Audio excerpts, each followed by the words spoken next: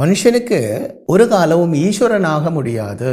ஈஸ்வரனிலேக்கு போகப்பட்ட பகவான்கிட்டே போகப்பட்ட அந்த வழியே சொல்லி கொடுக்கப்பட்டவன் ஆகியிருக்கலாமே தவிர பகவானாய் எந்த மனுஷனும் மாற முடியாது.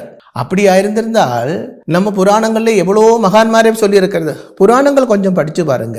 எந்த மகானை பற்றி சொல்றது உண்டு, அந்த மகானோட பூர்வ ஜென்மத்தை பற்றியும் சொல்றது உண்டு. அடுத்த ஜென்மம் அவன் ஆராய் பிறப்பார் என்றும் சொல்றது உண்டு. அப்போ இங்க புனர்ஜென்மம் இருக்கு அப்படின்னு தான் அர்த்தம். அப்போ நம்ம வீட்டுல இறந்து போகப்பட்ட அந்த மனுஷாத்மாக்கள் ஒருவேளை சொர்க்கத்திலே இருந்து அடுத்த புனர்ஜென்மத்துக்காக வெயிட் பண்ணிட்டு இருப்பாங்க, இல்லை நரகத்திலே இருந்து அடுத்த புனர்ஜென்மம் எடுப்பதற்காக வெயிட் பண்ணிட்டு இருப்பாங்க. அந்த ஆத்மாவுக்கு கிடையவே கிடையாது.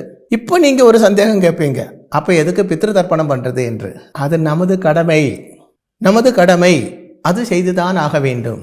ஸ்ரீராமச்சந்திரன் தர்ப்பணம் செய்திருந்தது, பகவான் கிருஷ்ணன் தர்ப்பணம் செய்திருந்தது.